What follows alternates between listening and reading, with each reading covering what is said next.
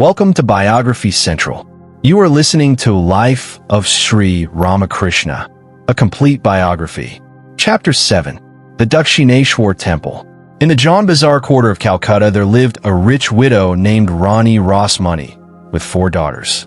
On the death of her husband, Rai Raj Chandra Das, she had inherited his immense properties, and so carefully and intelligently did she administer the affairs of the estate that she bequeathed it to her successor with increased revenues. Besides her business ability and courage, she was remarkable as well for devotion to God, faith in religion, and love and sympathy for the poor. To this day, her extensive charities are still spoken of, and various charitable works in and near Calcutta remain to testify to her generosity. She was fortunate in having a son-in-law named Mathura Mohan or Mathuranath Biswas. He was her peer in every respect and a competent assistant in the management of affairs. He was married to the Rani's 3rd daughter, and on her death, he took the 4th daughter, Jagdamba Dasi, as his wife. The goddess Kali was Rani Rasmani's special object of devotion, her image even appearing on the seal of the estate. For many years, she had the desire to make a pilgrimage to Benares, and had even set aside money for the purpose, but the heavy burden of administration of the estate always stood in the way. But when Mathur signified his willingness to shoulder the burden, she proceeded to make arrangements to fulfill her heart's desire. Everything was in readiness, and the pilgrimage was to start on the morrow. That night the Rani had a dream in which the goddess appeared to her, ordered her to abandon the journey, and told her to build and dedicate a temple to her on the banks of the Ganges. If this were done, she promised to manifest herself there in the image set up. Another account says that Rasmani had actually set out on the pilgrimage, and on her boat on the Ganges beside the village of Dakshineswar, she had had her dream. Whatever the truth of the matter might be, she abandoned the idea of the pilgrimage and set about carrying out the divine injunction. In the year 1847, 20 acres of land at Dakshineswar on the Ganges were purchased from Mr. Hasty, an attorney of the Calcutta Supreme Court, and the construction, which took some 8 years to complete, was begun. Dakshineswar is 4 miles to the north of Calcutta. The Ganges flows by the west side of the temple, where its bathing ghat is located. A visitor coming by boat to see the temple first ascends these steps and enters a large open portico, which is placed in the middle of a row of 12 Shiva temples on the north and south of it. East of these, there is a paved court, in the center of which are 2 large temples, the one on the north, dedicated to Krishna and Radha, and that on the south to the goddess Kali.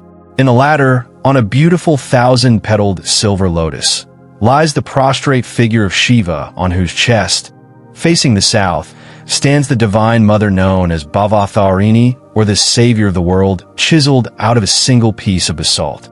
There are 9 domes with spires to this temple. In front of it is the spacious music hall, a rectangular court, the gorgeous terrace of which is supported by stately pillars.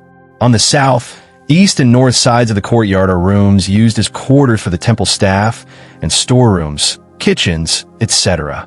In the northwest corner of the courtyard, and immediately to the north of the row of Shiva temples, is a chamber which is of special interest to us, for it was here that Sri Ramakrishna lived while in the temple. This room has a semicircular balcony on the west, from where he could view the Ganges. In front of this balcony is a path running north and south. Further west is the flower garden, and just beneath that flows the Ganges. Outside the temple compound proper, lying to the north of it, is a building which is used by the members of Rasmani's family when they visit the garden. There are 2 concert rooms, one on the southwest and the other on the northwest corner of the temple compound. The garden is provided with 2 tanks, and many trees and plants add to its beauty. The most noticeable of these trees is the large banyan, which played so conspicuous a part in the life of Sri Ramakrishna, and next in importance is the bael tree on the northern extremity of the garden. We shall have occasion to refer to them later on. The day fixed for the installation of the statue of the goddess was May 31st, 1855, a sacred day, known as Snanayatra. Everything was ready. and the Rani's heart was filled with joy at the thought that the fulfillment of the mother's promise to manifest herself there and to bless her was so close at hand. But at the last moment, certain unforeseen obstacles arose which seemed to destroy her plans. In this bustle of preparation for the dedication, an important fact had been overlooked. The Rani was a Sudra by caste, and therefore no orthodox Brahmin at that time would officiate as her priest or partake of sacramental food in her temple. For according to the orthodox custom prevalent at that time, it was derogatory to a Brahmin to worship for a Sudra or to accept gifts from him. The Rani was in a dilemma, for not only could there be no installation ceremony without a priest, but a purpose she had secretly cherished for a long time of making an offering of cooked rice to her beloved Kali would be defeated as well, for the rite of offering cooked rice was essentially a Brahminical one, not shared with the other castes, and if no priest could be found to dedicate the temple or to make the offering for her, things would be at a deadlock. But she was a woman of courage and determination, not to be daunted by even the greatest difficulties, and she sought the sanction of the Shastras, writing to many pundits for opinions. None of the replies was favorable. The Rani was in despair. The plans of a lifetime seemed to be coming to waste. It was at this moment that a letter came from Ramkumar in which he expressed the opinion that if the Rani made a gift of the Kali Temple to a Brahmin, endowing it with sufficient funds for maintenance, it would be in keeping with the injunctions of the Shastras, and no Brahmin would be considered degraded by acting as priest or partaking of the food offered there. Though there was some grumbling amongst the pundits at this opinion, the Rani was much pleased not only at the liberality of the views expressed, but also at the opportunity it gave her to carry out her plans. Indeed, such an opinion was heretical, and it required great courage on Ramkumar's part to voice it. But the Shastric sanction alone was not sufficient. The Rani had to get a Brahmin sufficiently learned in the scriptures to perform the puja ceremony in accordance with their injunctions. There were many difficulties in the way. In those times in that region, a temple built by a Sudra woman was regarded with suspicion, and no high caste Brahmin was ready to worship there, to say nothing of accepting the office of priest.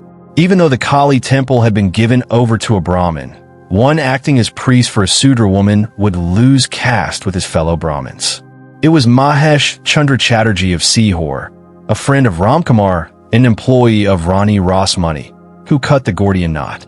He appointed Kshetranath, his elder brother, priest to the Radhakanta temple, knowing that if one Brahmin were willing to accept office there, others would follow his lead.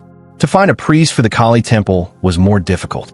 In his extremity, he thought of Ramkumar, whose scholarship and devotion he knew. But the difficulty with him was that he came of a very orthodox family that adhered rigidly to the rules and practices enjoined by the scriptures. But there was no time to lose, for the day of the consecration of the temple and the installation of the goddess was drawing near.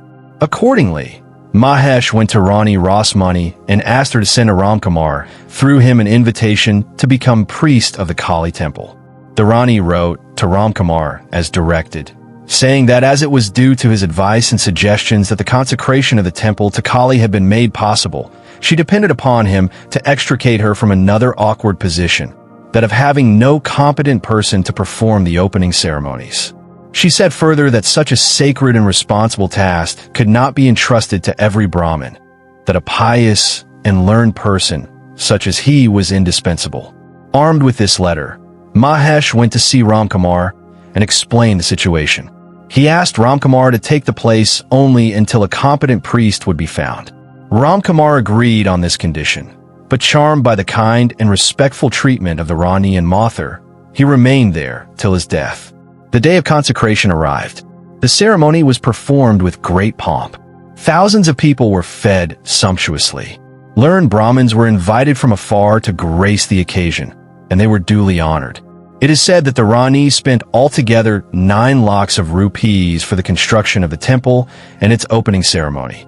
She further bought a large Damandari for 2 lakhs and 26,000 rupees in the district of Dinajpur from Trailokia Nath Tagore, and set its income apart for the maintenance of the Kali temple by a deed of gift which she executed before her death. The temple was consecrated. The Divine Mother, who is life and consciousness itself was invoked to be permanently present in the beautiful stone image there. The dream of Rasmani was fulfilled, and her devoted heart was overjoyed. Her great devotion, as well as the deep reverential attitude of the gifted priest, soon made the image instinct, as it were, with life. The temple of Dakshineswar has ever since been a haven of peace to many. With its atmosphere of purity, its sequestered groves and bowers, the sacred Ganges flowing by, and above all, the presence of a God-man who is soon to come to it and bless it forever. This temple has become a place of pilgrimage and a favorite resort for thousands of devoted and contemplative devotees. Even now, the lofty spires of the temples and tops of the tamarisk trees are pointed out to strangers by the boatmen as monuments to the piety of Rani Rasmani, and the pilgrims bow their heads in reverence before the Divine Mother in her hallowed sanctum. Sri Ramakrishna used often to tell of the events incident to the consecration ceremony to his disciples. He corroborated the stories of the Rani's arrangements for the pilgrimage to Benares, the collection of a fleet of about 100 boats filled with the necessary equipment, and the abandonment of the journey at the injunction of the Divine Mother in a dream, the night before departure. He further used to say that Rani Rasmani's search for a suitable place near Bali, the Tirupura, etc., on the west bank of the Ganges, considered very holy, proved futile, as the zamindars of those places, even when offered enormous prices, refused to permit a god on the Ganges within their jurisdiction. He used to remark that the plot selected at Dakshineswar for the temple happened to be an abandoned cemetery and had a convex surface, which according to the Tantras were good features for a place of Shakti worship. He also told of how Rani Rasmani, from the beginning of the molding of the image, practiced the utmost austerity in food, sleep, and general mode of living, and performed worship and japa, etc., to the best of her power, that she was forced to fix the date of consecration hurriedly on a full moon day, which was more appropriate to the worship of Vishnu than that of Shakti, as the image of the goddess, which was locked up in a box, for some unknown reason was covered with a deposit of mist, and the Rani was told in a dream by the goddess to have the installation ceremony at an earlier date, as she could no longer endure the box. The master also confirmed the truth of the story that the Rani conveyed the temple to her spiritual guide to overcome the difficulties arising from her being of a low caste. He would tell of the great pomp with which the ceremony was performed, of the gorgeousness of the illumination, etc., of how the whole place rang with kirtans, dramatic performances, and recitals from the sacred books. Sri Ramakrishna, henceforth we shall call him by this more familiar name, though he enjoyed the festival, did not partake of any food in the temple, but purchased and ate a paisa worth of puffed rice in the evening before his return to the toll at Jamapukar. When he found that Ramkumar, instead of returning to his schoolwork, stayed on at the temple, he was much disturbed. He went to Dakshineswar to ascertain the reason, and found that Ramkumar, unable to withstand the importunities and kindnesses of the Rani, had accepted the permanent office of priest there.